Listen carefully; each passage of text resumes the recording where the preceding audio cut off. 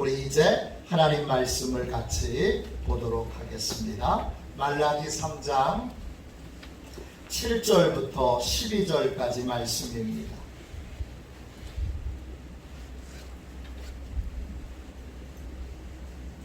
말라기 3장 7절부터 12절까지 말씀입니다. 구약성경책 1330쪽입니다.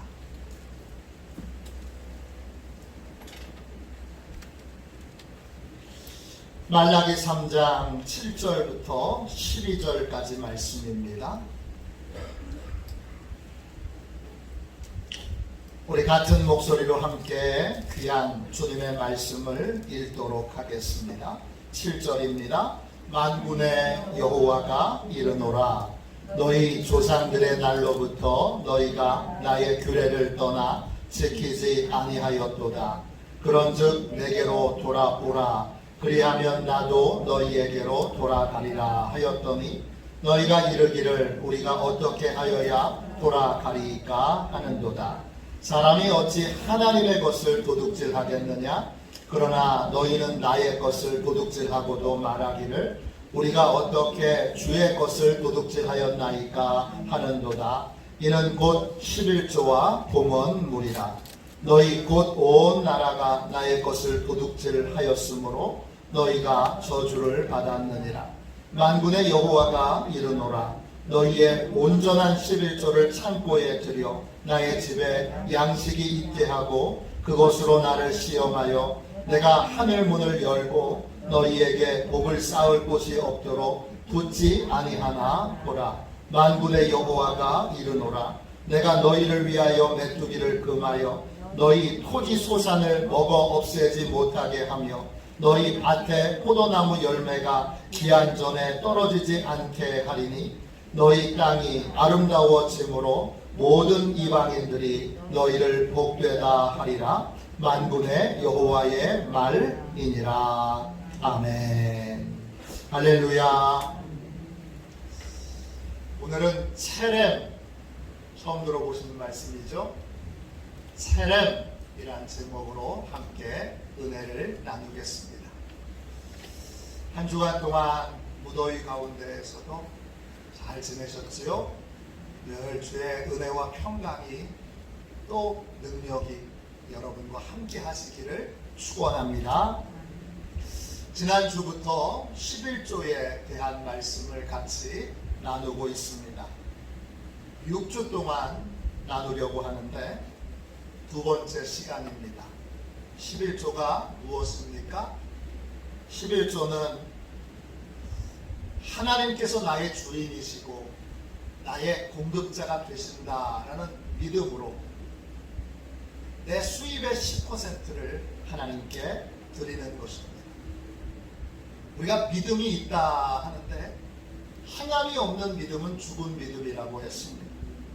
하나님은 우리가 하나님을 나의 주인으로 나의 공급자로 우리가 실제로 믿고 의지하고 있는지를 11조를 통해서 확인하십니다.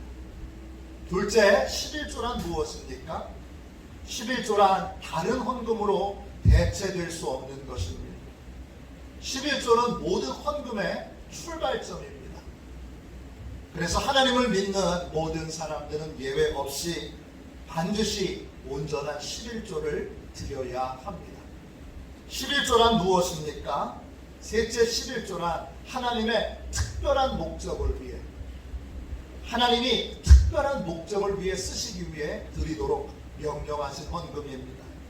11조는 전임사역자들을 위한 생활비와 또 나그네와 고아와 과부들을 구제하는 데 사용하는 목적으로 하나님이 쓰시고자 드리게 하신 것입니다. 그러면 왜 11조를 드려야 합니까? 첫 번째 11조는 하나님의 백성이 마땅히 지켜야 할 하나님의 규례이기 때문입니다. 하나님의 규례는 중력의 법칙처럼 예외 없이 모든 사람들에게 적용되는 것입니다. 하나님이 우리를 축복하시길 원하시는데 하나님은 11조를 통해서 우리를 축복하십니다. 그러니까 하나님의 풍성한 복을 받으려면 예외 없이 반드시 11조를 드려야 합니다. 둘째, 왜 11조를 드려야 합니까? 오늘 같이 나눌 말씀입니다. 11조는 하나님께서 거룩하게 구별하신 성물이기 때문입니다. 8절 9절 말씀 보세요. 말라기 3장 8절 9절입니다. 8절입니다. 사람이 어찌 하나님의 것을 도둑질하겠느냐? 그러나 너희는 나의 것을 도둑질하고도 말하기를 우리가 어떻게 주의 것을 도둑질하였나이까 하는도다. 이는 곧 11조와 봉헌물이라. 너희 온 나라가 나의 것을 도둑질하였으므로 너희가 저주를 받았느니라. 하나님께서 11조를 하나님의 것이라고 부르십니다. 하나님께서는 온전한 11조를 드리지 않는 것을 도둑질이라고 부르십니다. 하나님께서는 온전한 11조를 드리지 않는 것 때문에 사람들이 저주를 받게 되었다, 이렇게 말씀하십니다. 이 부분에서 우리는 마음에 이런 질문을 갖게 됩니다. 11조를 드리지 않는 것이 저주를 받을 만큼 큰 죄인가? 여러분은 인생을 살면서 단 한 번이라도 11조 드리지 않는 것을 죄라고 생각해 보신 적이 있습니까? 저는 말라기를 공부하기 전까지는 단 한 번도 그렇게 생각해 본 적이 없습니다. 저만 아닙니다. 말라기 선지자가 말씀을 전할 때 살던 당시의 이스라엘 사람들도 저와 같은 생각이었습니다. 지금도 11조 드리지 않는 것을 죄라고 생각하는 사람이 얼마나 될까 싶습니다. 많은 분들이 11조는 개인의 자유로운 선택에 따라 드릴 수도 있고 드리지 않을 수도 있는 거 아닌가? 이렇게 생각합니다. 그런데 중요한 것은 하나님의 생각입니다. 하나님은 11조에 대해 우리와는 전혀 다른 생각을 갖고 계신 것을 오늘 본문을 통해 우리가 깨닫게 됩니다. 이건 우리가 아직도 11조에 대해서 모르는 것이 너무나 많다는 증거입니다. 11조에 대해서 우리가 모르는 게 뭘까요? 왜 11조를 드리지 않으면 저주를 받게 될까요? 근데 저주라는 게 도대체 뭐예요? 구체적으로 뭐냐고요? 오늘 이 부분을 함께 말씀을 통하여 나누고자 합니다. 제일 먼저 우리는 이런 질문을 던집니다. 하나님께서 왜 11조를 드리라고 명령하셨을까? 하나님께서 우리의 돈이 필요하신가? 당연히 그건 아닙니다. 하나님은 우리의 돈을 필요로 하지 않으십니다. 그러면 하나님이 11조를 통해서 원하시는 건 뭔가요? 우리의 믿음입니다. 하나님은 11조를 통하여 우리의 믿음을 확인하기를 원하십니다. 구체적으로 어떤 믿음입니까? 내 모든 소유가 내 것이 아니고 하나님의 것이라는 믿음입니다. 11조는 내 것의 10%를 내 것의 10분의 1을 내 것의 10%를 하나님께 드리는 것이 아닙니다. 11조는 내가 가진 모든 것이 하나님의 것임을 인정하고 고백하는 것입니다. 내가 가진 물질의 모든 것이 하나님의 것이고 하나님이 공급해 주신 것임을 고백하는 것, 그게 11조입니다. 하나님께서는 하나님이 우리에게 주신 것 중에 10%를 믿음의 증거로, 그런 믿음을 갖고 있다는 증거로 거룩하게 구별해 놓으셨습니다. 그것이 11조입니다. 거룩하게 구별해 놓았다. 이게 무엇인지 그 의미를 바로 아셔야 합니다. 거룩하게 구별해 놓았다. 이게 무슨 뜻입니까? 예를 들어 보겠습니다. 어느 사무실에 전화선이 5개가 들어와 있습니다. 그 중에 4개는 일반 전화기와 연결되어 있고 딱 1개만 팩스와 연결되어 있습니다. 4개의 전화선은 아무 전화기에나 꽂아도 그리고 사용해도 아무 상관없습니다. 전화기를 바꿔도 상관없고 전화기를 교체해도 상관없습니다. 그런데 팩스와 연결되어 있는 전화선은 다릅니다. 이 전화선은 오직 팩스 기계만을 위하여 구별해 놓았습니다. 거룩하게 구별해 놓았다라는 것은 특별한 목적을 위해 따로 구분해 놓았다는 뜻입니다. 정해진 목적 외에는 사용할 수 없다는 뜻입니다. 이 거룩하게 구별되었다라고 하는 것과 정반대되는 것은 무엇입니까? 일상적인 것이다 라는 것입니다. 거룩한 것은 일상적인 것과 구별되는 것입니다. 거룩은 일상적인 것과 섞일 수 없습니다. 거룩한 것은 반드시 그 거룩한 목적에 따라 드려지고 쓰여져야 합니다. 11조는 거룩한 선물입니다. 선물입니다. 하나님이 거룩하게 따로 구별해 놓으신 것입니다.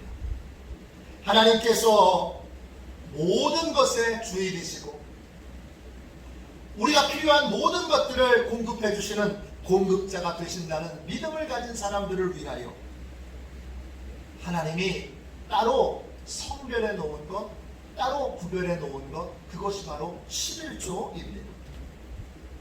우리는 온전한 11조를 드림으로 우리가 돈을 섬기는 사람이 아니라 돈을 복의 통로로 믿는 사람이 아니라 하나님을 섬기는 사람이고 하나님이 복의 통로임을 인정하는 삶을 살고 있음을 하나님께 인정받게 됩니다. 온전한 11조를 드림으로 내가 물질로 사는 사람이 아니라 하나님의 은혜로 사는 사람인 것을 하나님께 인정받게 됩니다. 하나님은 거룩하게 구별해 놓으신 것, 그것을 다른 목적으로는 사용하지 못하도록 엄하게 금하여 놓으셨습니다. 레위기 27장 28절부터 30절에 이런 말씀이 있습니다. 스크린을 보십시오. 어떤 사람이 자기 소유 중에서 오직 여호와께 온전히 바친 모든 것은 사람이든지 가축이든지 기업에 바치든지 팔지도 못하고 무르지도 못하나니 바친 것은 다 여호와께 지극히 거룩함이며 온전히 바쳐진 그 사람은 다시 무르지 못하나니 반드시 죽일지니라. 그리고 그 땅의 10분의 1 곧 그 땅의 곡식이나 나무의 열매는 그 10분의 1은 여호와의 것이니 여호와의 선물이라. 어떤 사람이 하나님께 밭을 드리고 가축을 드렸습니다. 하나님께 바쳐진 그 순간부터 그것은 거룩한 것이 됩니다. 그러면 다시 무르지 못합니다. 하나님께 바쳐진 것은 하나님의 것으로 반드시 하나님의 뜻에 맞게 하나님이 쓰시고자 하는, 주인이 쓰시고자 하는 뜻대로 사용되어져야 합니다. 하나님께 바쳐졌다 할 때 그 바쳤다는 말이 바로 히브리어로 체렘입니다. 뜻은 바쳐진 것, 헌신된 것 등의 의미도 있지만 금지된 것, 저주가 걸린 이런 의미도 있습니다. 하나님께 바쳐진 것들은 반드시 하나님의 뜻과 목적에 맞게 사용되어져야 합니다. 만일 하나님에게 바쳐진 것이라고 말하면서도 하나님의 뜻대로 사용하지 않으면 저주를 받게 됩니다. 그러므로 하나님께서 차례로 구별해 놓으신 것은 반드시 하나님의 뜻대로 사용해야 합니다. 이스라엘 백성들이 출애굽을 해서 가나안 땅을 정복할 때 하나님께서 여리고성을 차례로 지정해 놓으셨습니다. 여호수아 6장 17절 18절 보십시오. 이 성과 이 가운데 있는 모든 것은 여호와께 온전히 바치되가 차렘입니다. 기생 라합과 그 집에 동거하는 자는 모두 살려두라. 이는 우리가 보낸 사자들을 그가 숨겨 주었음이니라. 너희는 온전히 바치고 차렘입니다. 그 바친 것 중에 차렘입니다. 어떤 것이든지 취하여 너희가 이스라엘 진영으로 바치는 것이 되게 하여 차렘입니다. 고통을 당하게 되지 아니하도록 오직 너희는 그 바친 물건에 손대지 말라. 하나님이 여리고성을 정복하실 때 성과 성에 있는 모든 것을 하나님께 온전히 바치도록 명령하셨습니다. 그 바친다고 하는 말이 차렘입니다. 하나님께 바쳐진 것은 어떤 것도 개인적인 용도와 용무로 취해서는 안 됩니다. 차량으로 정해진 것은 반드시 하나님의 뜻대로 쓰여져야 합니다. 하나님께서는 여리고성에 있는 모든 것들을 다 진멸하라고 명령하셨습니다. 이스라엘 백성들은 하나님의 명령대로 여리고성에 있는 모든 것들을 다 진멸해야 합니다. 여리고성은 아주 큰 성입니다. 그 성 안에 얼마나 진귀한 보물들이 많겠습니까? 그러나 그 보물 하나도 가져오면 안 됩니다. 좋은 옷도 얼마나 많겠습니까? 좋은 말도, 좋은 무기도 얼마나 많겠습니까? 그런데 모두 하나님의 뜻대로 진멸해야 합니다. 여리고성과 여리고성에 있는 모든 것들, 그것을 하나님께서 차례로 하나님께 바쳐진 것으로 정해 놓으셨기 때문입니다. 하나님께서 가나안 땅에서 정복하게 될 모든 성을 다 차례로 정해 놓으신 건 아닙니다. 오직 하나, 여리고성만 그런 것입니다. 그러므로 차례의 상황은 일반적인 상황과 다릅니다. 고대의 전쟁에서 정복한 도시의 전리품들은 다 군인들의 몫입니다. 정복한 군인들은 저마다 원하는 걸 가서 마음껏 다 차지하고 가져올 수 있습니다. 그러나 차례로 지정된 것은 그렇게 하면 안 됩니다. 그때는 어느 것도 손을 대면 안 됩니다. 손을 대면 그건 하나님께 바쳐진 것이 아니라 자기에게 바쳐진 것이 됩니다. 다른 말로 하나님의 것을 도둑질하는 것이 됩니다. 차량으로 지정된 것은 하나님이 아닌 다른 것을 위해 사용될 때, 그것을 사용하게 될 때 저주가 임하게 됩니다. 구체적으로 어떤 저주가 임하게 됩니까? 여리고성을 정복할 때에도 아간이라고 하는 사람이 하나님께 바쳐진 것을 몰래 자기 것으로 취합니다. 7장, 여호수아 7장 1절입니다. 이스라엘 자손들이 온전히 바친 물건으로 말미암아 범죄하였으니 이는 유다 지파 세라의 증손 삽비의 손자 갈미의 아들 아간이 온전히 바친 물건을 가졌습니다. 여호와께서 이스라엘 자손들에게 진노하시니라. 아간이 차례미로 하나님이 정해놓으신 하나님께 온전히 바쳐진 물건들을 자기 것으로 취합니다. 다른 말로 하나님의 것을 도둑질한 것입니다. 그러자 하나님께서 이스라엘 자손 전체에게 진노하십니다. 그 다음에는 무슨 일이 벌어졌죠? 그 다음에 이스라엘 백성들은 여리고성보다 훨씬 작은 아이성 전투에 패배합니다. 아무도 예상하지 못했던 패배였습니다. 예상치 못한 패배에 여호수아 장군은 하나님 앞에 통곡하며 엎드려 웁니다. 그러자 하나님이 왜 패배했는지를 알려주십니다. 7장 11절입니다. 이스라엘이 범죄하여 내가 그들에게 명령한 나의 언약을 어겼으며 또한 그들이 온전히 바친 물건을 가져가고 도둑질하며 속이고 그것을 그들의 물건들 가운데 두었었느니라. 이스라엘 백성들이 패배한 이유는 cherem이 무너졌기 때문입니다. 하나님께 바쳐져야 될 것을 사람에게 바쳤기 때문이고 하나님의 것을 사람이 도둑질했기 때문입니다. 하나님께서는 여호수아에게 패배의 원인을 알려주시고 회복의 방법도 알려주십니다. 여호수아 7장 13절입니다. 너는 일어나서 백성을 거룩하게 하여 이르기를 너희는 내 일을 위하여 스스로 거룩하게 하라. 이스라엘의 하나님 여호와의 말씀에 이스라엘아 너희 가운데에 온전히 바친 물건이 있나니 너희가 그 온전히 바친 물건을 너희 가운데에서 제하기까지는 네 원수들 앞에 능히 맞서지 못하리라. 이스라엘 백성들이 패배하는 삶을 끊으려면 무기력하고 무능력한 삶을 끊으려면 전쟁에서 승리하려면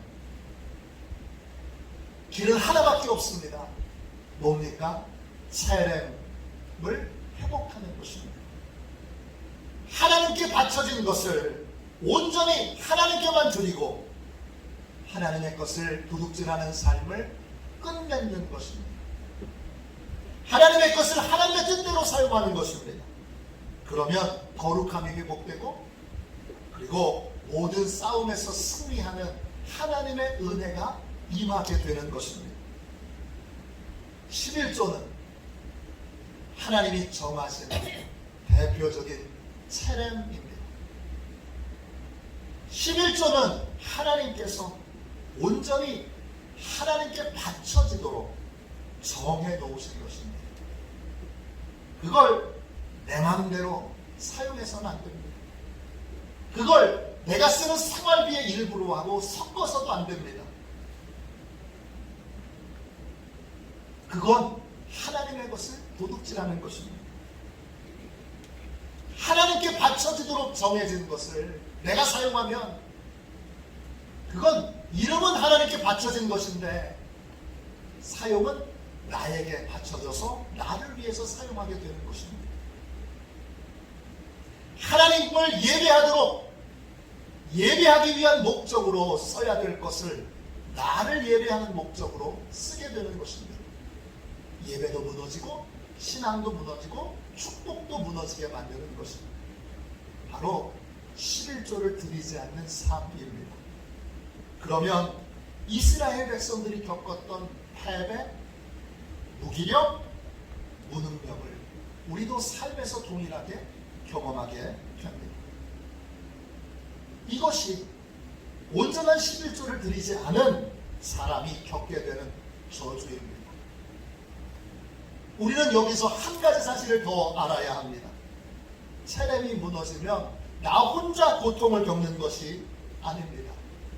cherem이 무너지면 내가 속해 있는 가정과 교회 공동체도 함께 고통을 겪고 무기력과 무능력에 함께 빠지게 됩니다. 11조를 드리지 않으면 나 혼자 11조는 개인적인 문제가 아닙니다. 나 혼자만의 문제가 아닙니다. 11조를 드리지 않을 때 우리는 아간처럼 우리의 가정이 무너지고 우리 교회 공동체가 무기력하고 무능력하게 만드는 원인을 제공하게 됩니다. 나로 인해 11조를 드리지 않는 나로 인해 승리의 은혜가 막히게 되는 것입니다. cherem이 무너지면 가정도 교회 공동체도 하늘문이 닫히게 되고 그러면 고통 속에서 패배 속에서 무기력과 무능력한 삶을 반복하게 됩니다. 성도들 대부분이 11조를 온전히 드리는 교회를 보십시오. 그 교회 위에는 항상 하늘문이 열려 있습니다. 예배 중에 하나님의 강력한 임재를 경험하게 되고 기적과 치유와 초자연적인 말씀의 능력이 임하게 됩니다. 성도들의 직장과 사업체는 나날이 번창하게 되고 성도들은 직장에 쉽게 취업하게 되고 성도들의 삶과 가정에 형통함이 임하게 됩니다. 반대로 온전한 11조를 가르치지 않는 교회를 보십시오. 그 교회들은 대부분 하늘문이 닫혀 있습니다. 성도가 집을 내놓고 팔려고 해도 몇 달 동안을, 몇 년 동안을 집이 팔리지 않습니다. 성도들이 직장을 구하려고 노력해도 쉽게 직장을 구하지 못합니다. 사업체를 경영하는 분들은 늘 어려움이 많습니다. 예배 중에 하나님의 초자연적인 임재와 능력을 체험할 수 없습니다. 11조는 체념입니다. 성도들이 온전한 11조를 드리는 것은 개인적인 신앙의 문제가 아닙니다. 11조는 우리 교회가 하나님의 권능을 체험하는 은혜 충만한, 성령 충만한 교회가 되느냐 되지 못하느냐를 결정하는 핵심입니다. 그러므로 목사님은 온전한 11조를 드리도록 바르게 가르쳐야 합니다. 성도들은 서로 온전한 11조를 드리도록 서로 사랑으로 권면하고 또 서로 기도해 주어야 합니다. 그렇게 함으로 우리 교회 모든 성도들이 하나님께 바쳐질 것을 자기에게 바치는 일들이 없도록 해야 합니다. 이것이 형통과 승리의 길입니다. 여호수아 22장 20절 보십시오. 세라의 아들 아간이 온전히 바친 물건에 대하여 범죄함으로 이스라엘 온 회중에 진노가 임하지 아니하였느냐. 그의 죄악으로 멸망한 자가 그 한 사람만이 아니었느니라 하니라. 아간 한 사람만 죽은 게 아닙니다. 아간 한 사람만 고통을 받은 것이 아닙니다. 아간 한 사람만 패배를 경험한 것이 아닙니다. 온전히 11조를 드리지 않는 것은 나 혼자만의 문제가 아닙니다.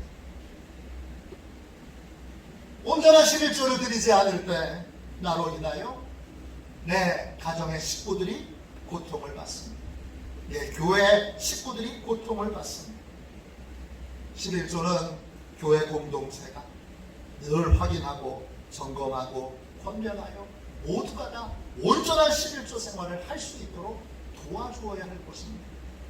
그것이 무능력과 무기력과 패배의 저주를 끊고 형통과 승리의 삶을 사는 비결이 됩니다. 아주 오래전의 일입니다.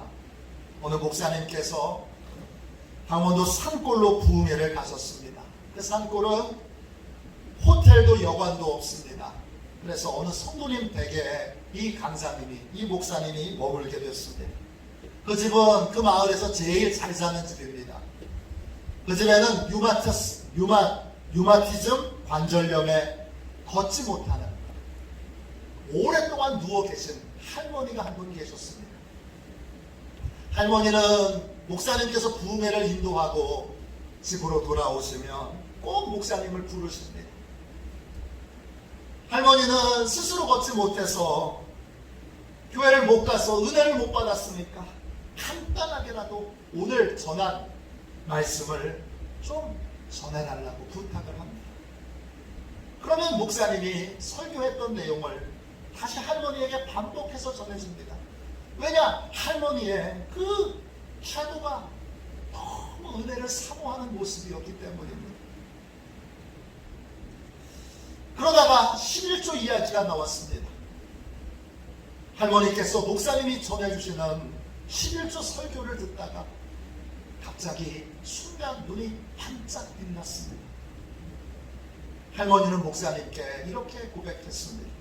목사님, 제가 오랫동안 다리 좀 고쳐달라고 하나님께 기도해 왔습니다. 그런데 아무런 응답도 받지 못했습니다. 그런데 오늘 왜 기도 응답을 못 받았는지 이유를 알게 됐습니다. 목사님 부끄럽지만 제가 몇 년 동안 11조를 안 드렸습니다. 그래서 하늘문이 막혔던 거예요. 제가 지금 이걸 깨달았습니다. 목사님이 그 할머니의 손을 꼭 잡고 이렇게 말씀드립니다. 할머니, 그럼 이제부터 11조 생활을 다시 하시면 되겠네요. 그래서 할머니가 이렇게 대답합니다.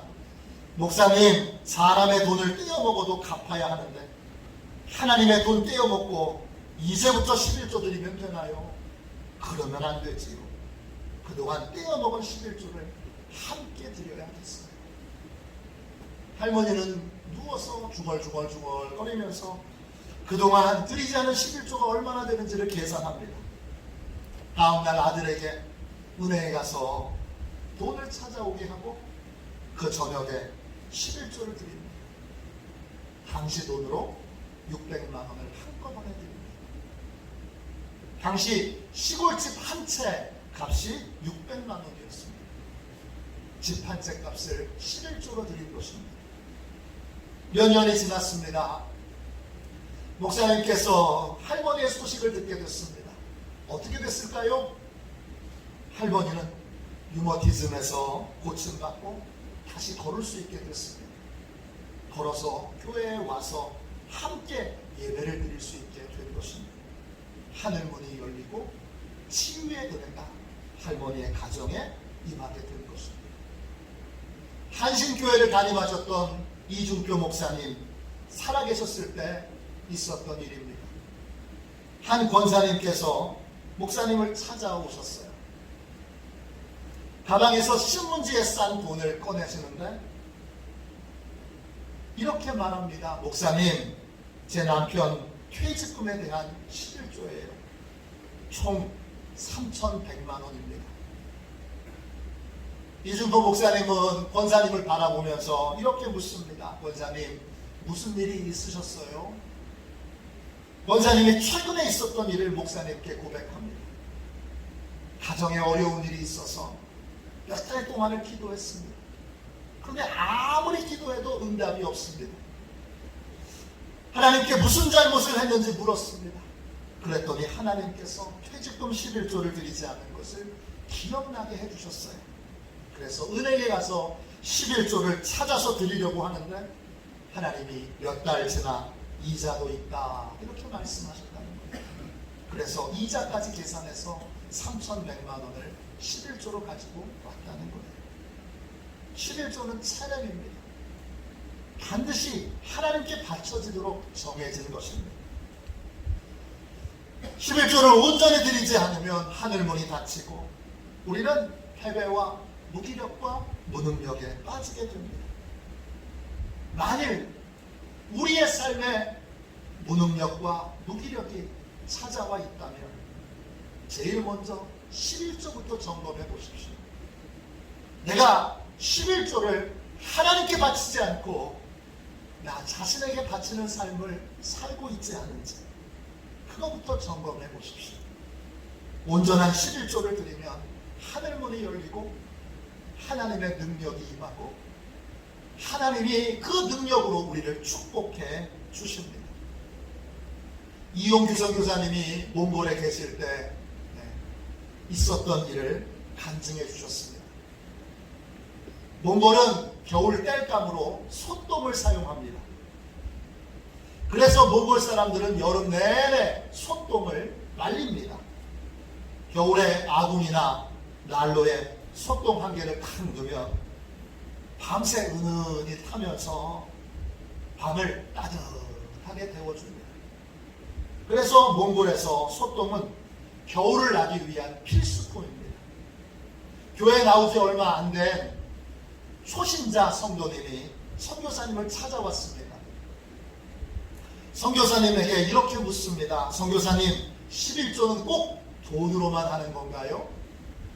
선교사님이 이렇게 대답했습니다. 아닙니다. 11조는 소 10마리가 나면 1마리가 11조고 양 20마리가 나면 2마리가 11조입니다.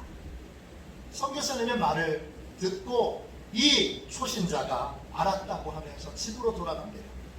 다음 주 교회 강단에 소똥 냄새가 가득 찼습니다. 강대상에 소똥 한 가마니가 올려져 있습니다. 이 초신자가 소똥으로 11조를 한 것입니다. 냄새가 지독했지만 선교사님은 소똥 11조를 축복기도로 그렇게 하나님께 올렸습니다. 다음 날부터 여러분 마을에 이상한 일이 벌어졌습니다. 마을에 있는 모든 소들이 이 초신자의 집에 와서 똥을 싸고 갑니다. 다른 집 소들도 그 집에 와서 똥을 싸고 갑니다. 하나님의 놀라운 축복입니다. 11조는 하나님께서 하나님께만 드리도록 거룩하게 구별해 놓으신 차량입니다. 그러므로 우리는 11조를 하나님께만 드리고 나 자신에게 드리지 않도록 주의해야 합니다. 만일 그러면 하늘문이 닫히고 우리는 패배와 무기력과 무능력에 빠지게 됩니다. 온전한 11조를 드리지 않는 것 개인의 문제가 아닙니다. 온전한 11조를 드리지 않을 때 가정도 교회 공동체도 무기력해지고 무능력해집니다. 교회와 가정을 향한 하늘문이 닫히기 때문입니다. 온전한 11조를 가르쳐서 교회는 서로 온전한 11조를 드리도록 권면하고 또 서로 기도해 주어야 합니다. 온전한 11조를 드릴 때 우리는 하늘문이 열리고 하나님의 권능이 함께하는 승리와 형통의 삶을 경험할 수 있게 됩니다.